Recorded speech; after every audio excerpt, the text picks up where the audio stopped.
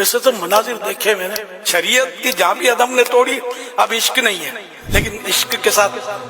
جب تک ہوش قائم ہے تو عقل بھی ہونی چاہیے، ورنہ عاشق جو ہے مار کھا جائے گا۔ بعضوں کی طبیعت ایسی ہوتی ہے، پاکی ناپاکی، کپڑوں کی حفاظت، ناپاکی سے اپنے بدن کو محفوظ رکھنا، یہ میں صحیح بولتا ہوں، یہ بہت بڑا کام ہے جو ہر ایک نہیں کر پاتا، بہت بڑا کام ہے۔ میں 100% نہیں کہتا، لیکن 99.9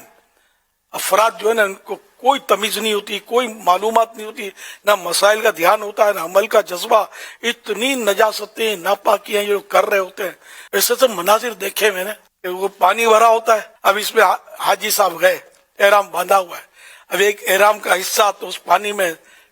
لوٹ پوٹ ہو رہا ہے، اور یہ بھائی پاؤں پچ پچ کر کے پانی اڑاتے ہوئے واش روم کے اندر جو پانی کھڑا ہوا ہے اس میں سے آ رہے ہوں، کیسا لگے گا؟ وہ دو ایسے دیوانے میں نے دیکھے کہ میں نے بھی ان سے اختلاف کیا تھا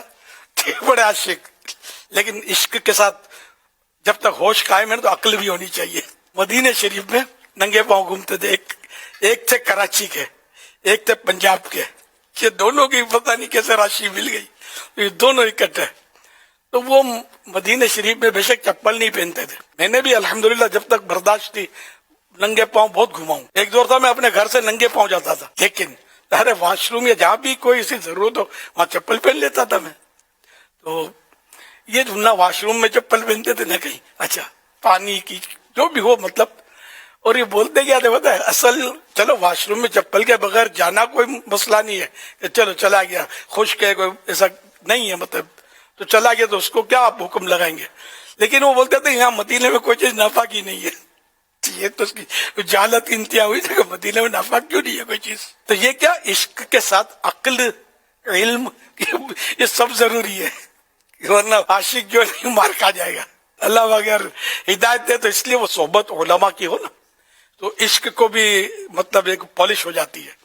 اور شریعت کوٹنگ ہو جاتی ہے اس کو کہ کہاں عشق درست اور کہاں عشق درست نہیں ہے۔ ہاں جس کو ہوش نہیں ہے،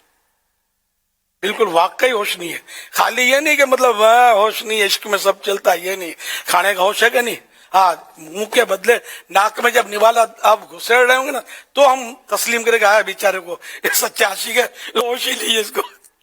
ناک میں کھانا ڈالے جا رہا ہے، نہ منہ سب کو پتا ہے کہ منہ سے ہی کھانا کھایا جاتا ہے۔ تو اللہ پاک بہرحال عاشق رسول بنائے ہمیں، اور شریعت کی پابندی کے ساتھ ہم عشق رسول میں جیے۔ شریعت کی جہاں بھی عدم نے توڑی، اب عشق نہیں ہے، یہ فسق ہو گیا، جو بھی ہوا، مطلب عشق نہیں ہے اب، جبکہ ہوش و حواس میں ہم نے شریعت کا دائرہ کراس کیا۔